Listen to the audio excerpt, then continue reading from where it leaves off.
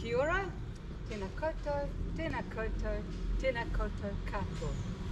Bonjour and hello.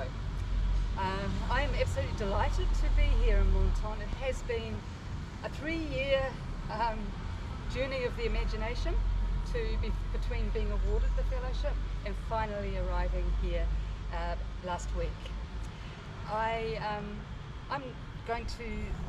realised that today, the 13th of September, is the day that Catherine Mansfield and Ida Baker, her friend Ida Baker, arrived in Monton from London to take up residence in the Villa Isola Bella. And I don't know if it's part of the reason that this event is on this day, but it is that anniversary. Yeah.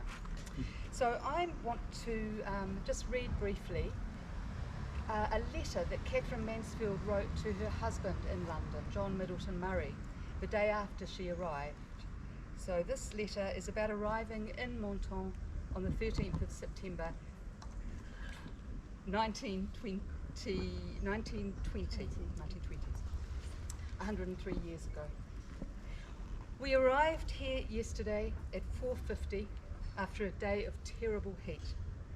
Monton felt like home. It was really bliss to sit in the voiture and drive through those familiar streets, and then up a queer little leafy way, and then another at right angles to a gate, all hidden by green, where La Bonne Annette stood waving her apron, and the peak leapt at her heels. The villa is, so far, perfect.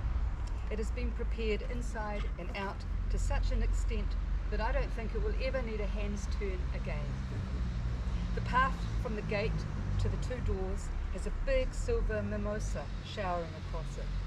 The garden is twice as big as I imagined. One can live in it all day. The hall is black and white marble. The salon is on your right as you enter, a real little salon with velvet covered furniture and an immense dead clock and a gilt mirror and 2 very handsome crimson vases which remind me of fountains filled with blood. It has 2 windows. One looks over the garden gate, the other opens onto the terrace and looks over the sea. I mustn't forget to mention the carpet with the design of small beetles which covers the whole floor.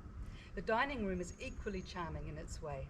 It has French windows, it abounds in cupboards full of vessels, and has a vrai buffet with silver teapot, coffee and milk jug which catch the flashing eye. All is delightful. She goes on to write, the heat is almost as great as when we arrived last year.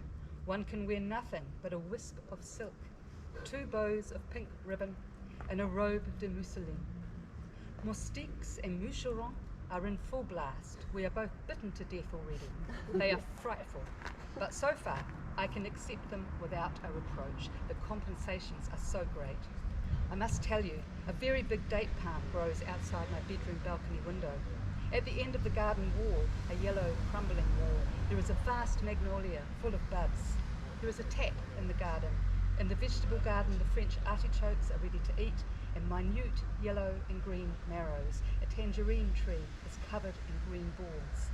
The view is surpassingly beautiful. Late last night, on the balcony, I stood listening to the tiny cicadas and to the frogs and to someone playing a little chain of notes on a flute.